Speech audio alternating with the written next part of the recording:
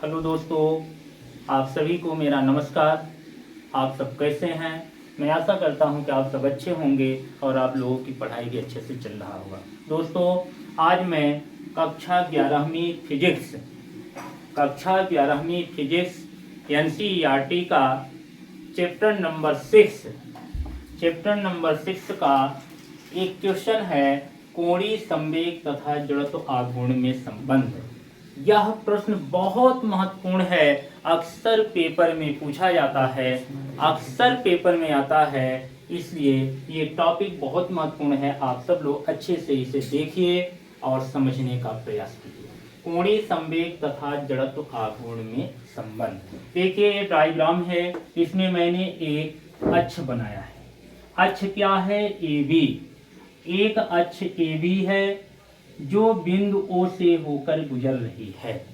बिंदु ओ से होकर गुजरने वाली एक अक्ष ए बी है।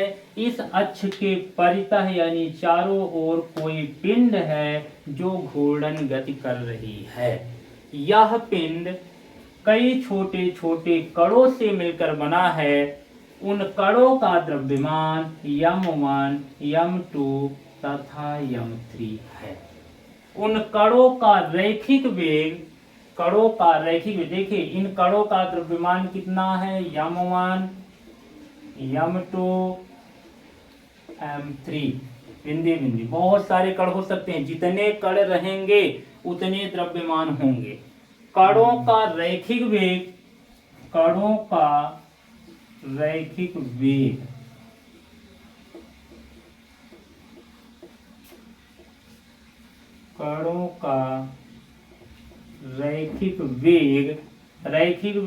v1,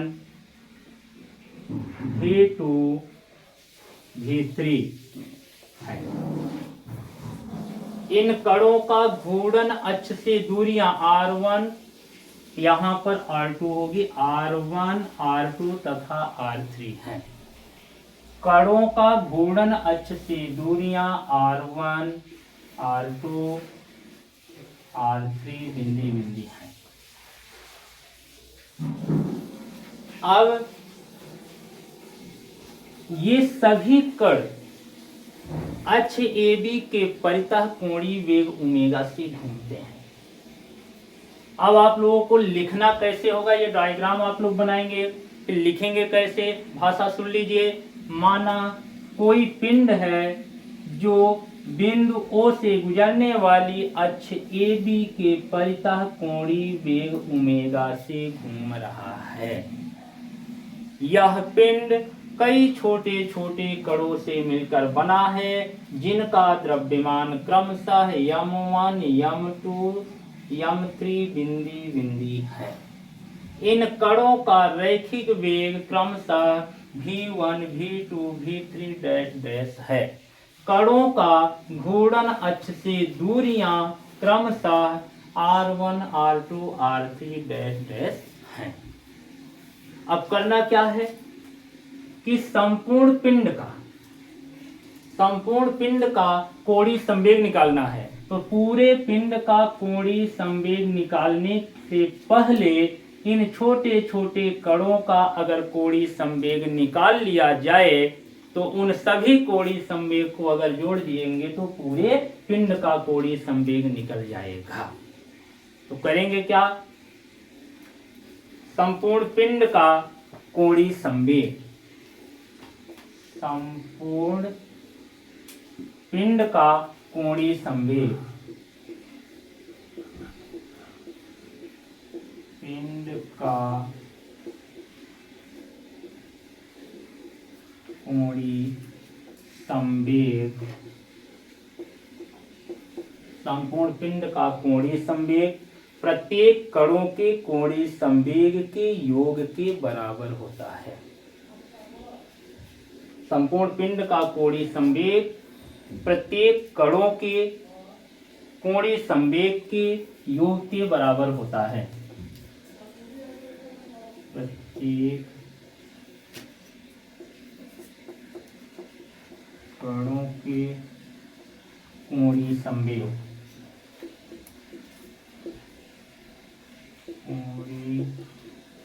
संवेग के योग के बराबर होता है।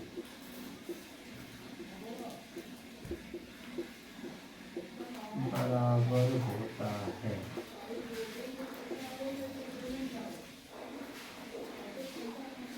फिर क्या लिखेंगे, अतः किसी कण का कोणीय संवेग, अतः किसी कण का कोणीय संवेग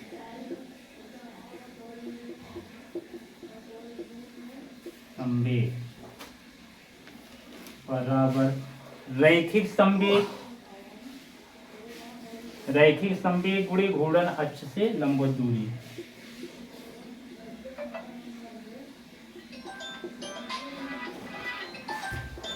गुणे घूर्णन अक्ष से लंबवत दूरी, ये फार्मूला होगा। किसी कण का कोणीय संवेग बराबर होता है रैखिक संवेग गुणे घूर्णन अक्ष से लंबवत दूरी। तो आप सबसे पहले निकाल लेंगे पहले कण का कोणीय संवेग, पहले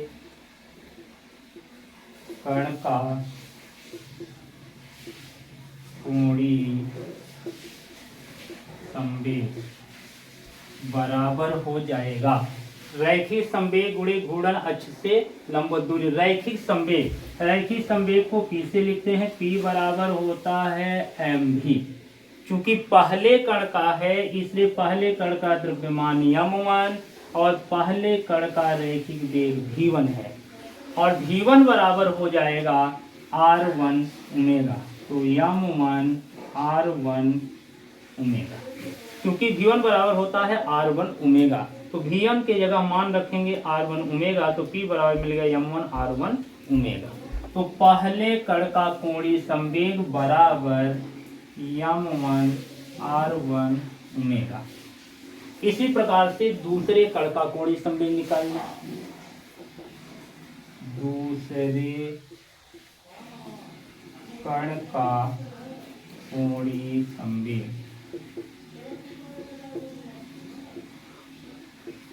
कोणीय संवेग, तो दूसरे कण के लिए m2 r2 और ओमेगा।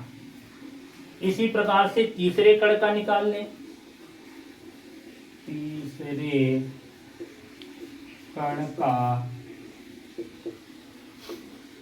कोणीय संवेग बराबर हो जाएगा m3 r3 ओमेगा।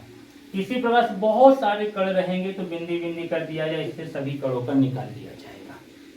अब क्या करें, सभी कणों के कोणीय संवेग को अगर जोड़ दिया जाए तो संपूर्ण पिंड का कोणीय संवेग निकल जाएगा। अतः संपूर्ण पिंड का कोणीय संवेग, अतः संपूर्ण पिंड का कोणीय संवेग,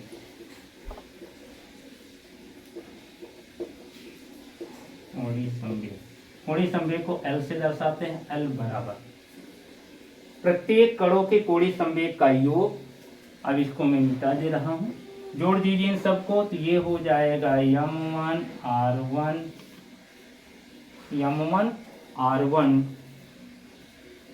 ओमेगा, m1 r1 ओमेगा है, फिर m2 r2 ओमेगा है। ये हो गया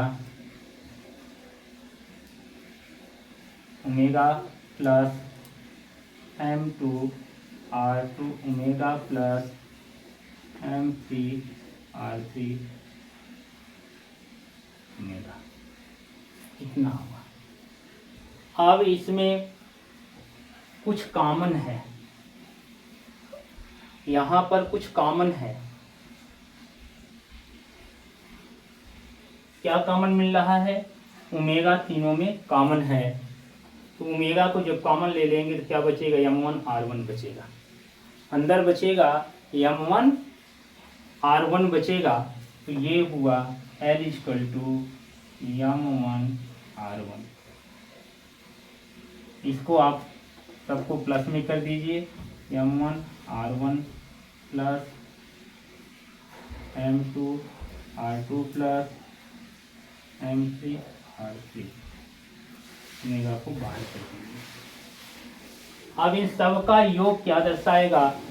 सिग्मा mr। सिग्मा mr कोणीय संवेग बराबर होता है रैखिक संवेग गुणे घूर्णन अक्ष से लंबवत दूरी। अब घूर्णन अक्ष से लंबवत दूरी, एक चीज और इसमें थोड़ी सी और हम लोगों को ऐड करना पड़ेगा। रैखिक संवेग होता है P बराबर mv, हमने लिखा था P बराबर mv, और v बराबर होता है r ओमेगा। यानी रैखिक संवेग में ही इतना आ रहा है, इसमें एक चीज और आएगा, ऐड करना पड़ेगा। रैखिक संवेग में इतना हुआ कि घूर्णन अक्ष से दूरी भी है, घूर्णन अक्ष से दूरी है, तो ये r1 हो जाएगा, इसको इस तरह से ऐड कर लेंगे, ये r2 हो जाएगा और यहाँ पर r3 होगा। क्योंकि घूर्णन अक्ष से दूरी भी लिखा है आगे, तो r1 r2 r3 हो जाएगी। अब इसमें क्या हो जाएगा, गुणा कर देंगे। अगर r1 और r1 का गुणा तो r1 स्क्वायर हुआ, यहाँ r2 का स्क्वायर, यहाँ r3 का स्क्वायर। थोड़ा सा करेक्शन कर लेंगे इसमें, क्योंकि रैखिक संवेग का होता है mv और v बराबर होता है r ओमेगा। तो v बराबर r ओमेगा यानी r1 ओमेगा तो यहीं आ गया रैखिक संवेग वाले में, और घूर्णन अक्ष से लंबवत दूरी भी क्या हो जाएगी, r1 हो जाएगी। तो r1 स्क्वायर ओमेगा आएगा, इसमें r2 square omega, r3 square omega. अब यहाँ पर सब में स्क्वायर लगा देंगे, इस तरह से इतना हो गया। अब इनको आप क्या करेंगे, L = इसको सबको जोड़ेंगे तो जोड़ हो जाएगा सिग्मा m1 r1 स्क्वायर, और बाहर क्या है, ओमेगा, ओमेगा है बाहर। अब सिग्मा m1 r1 स्क्वायर बराबर होता है I। अब सबको जोड़ दिए हैं और सिग्मा लगा दिए हैं, तो इस 1 को हटा दीजिए, इतना लिखेंगे सिग्मा m r स्क्वायर, क्योंकि m1 m2 m3 बराबर m, सबका योग सिग्मा, r1 r2 r3 बराबर r, sigma m r square बराबर होता है I, sigma m r square बराबर होता है I। इसलिए फार्मूला बन जाएगा L बराबर I ओमेगा। चूंकि सिग्मा m r स्क्वायर बराबर होता है I, तो सिग्मा m r स्क्वायर की जगह I लिखेंगे तो L बराबर I ओमेगा। इस तरह से यह व्यंजक कंप्लीट हो जाता है। पुनः से आप एक बार देख ले, कण का कोणीय संवेग बराबर होता है रैखिक संवेग गुणे घूर्णन अक्ष से लंबवत दूरी। तो रैखिक संवेग को P से दर्शाते हैं, P बराबर होता है mv, और यहाँ पर v बराबर होता है r ओमेगा। तो r1 ओमेगा हुआ, v के जगह r1 ओमेगा, अगर इसको निकालें तो ये m है और v के जगह r1 ओमेगा हुआ, और गुणे घूर्णन अक्ष से दूरी r1। इसीलिए मैंने यहाँ लिखा है m1 r1 ओमेगा गुणे r1, m2 r2 ओमेगा गुणे r2, m3 r3 ओमेगा गुणे r3। फिर सभी को जोड़ दीजिए, संपूर्ण पिंड का कोणीय संवेग निकल जाएगा। अब जोड़ने के लिए मैंने क्या किया, इसमें r1 में r1 का गुणा कर दिया तो r1 स्क्वायर ओमेगा हो गया, r2 में r2 का कर दिया, r2 स्क्वायर ओमेगा हो गया, r3 में r3 का किया, r3 स्क्वायर ओमेगा हो गया। इस प्रकार से ओमेगा आपका कॉमन है, उसको बाहर ले लीजिए, अंदर जो बचा उसे लिख दीजिए। इन सब का योग के लिए सिग्मा लगा दीजिए, और m1 m2 m3 m के बराबर होता है, r1 r2 r3 इनका योग r के बराबर होता है, r का स्क्वायर। और जड़त्व आघूर्ण में हम लोग पढ़ चुके हैं कि I बराबर sigma m r square, sigma m r square की जगह I लिख देंगे तो L बराबर I ओमेगा। इस प्रकार से सिद्ध हो गया। यही है कोणीय संवेग तथा जड़त्व आघूर्ण में संबंध। कोणीय संवेग L, जड़त्व आघूर्ण I, इन दोनों में संबंध निकल गया। आई होप, मैं आशा करता हूँ कि आप लोगों को यह वीडियो अच्छा लगा होगा, समझ में आ गया होगा। अगर यह वीडियो अच्छा लगा है तो लाइक कीजिए, कमेंट कीजिए। अगर चैनल में आप पहली बार जुड़े हैं तो सब्सक्राइब कीजिए, और हो सके तो ज़्यादा से ज़्यादा शेयर कीजिए। Thank you so much.